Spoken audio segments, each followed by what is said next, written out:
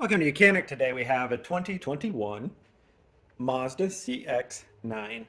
And on this vehicle, I'm going to show you how to be able to get into your trunk or open your trunk if your actuator doesn't work or you don't have any power to the vehicle. So generally, right here under the emblem, you tap that button and it sends an electronic signal and unlocks a actuator unit down here. So, and then that way you can raise up your hatch.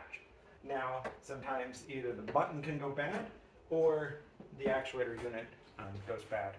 And then, so we have a manual way to be able to climb in through the back of the vehicle.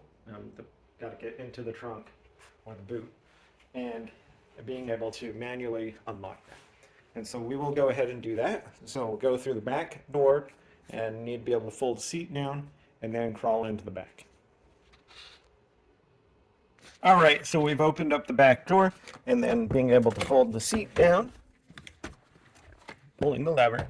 Now, if your third row of seats was up, you would want to fold those down too, or any way you can get to the back. So we're in here in the back, and we see this little cover plate. We need to just be able to pop this cover plate off, whether you use a small screwdriver or anything to be able to get access behind it. Just held in with some clips there, and yeah, smart. And then you're going to see this little white tab here, and that's what you're going to pull as you're looking at it to the right or to the left side of the vehicle. And then being able to push up, we can raise our back hatch.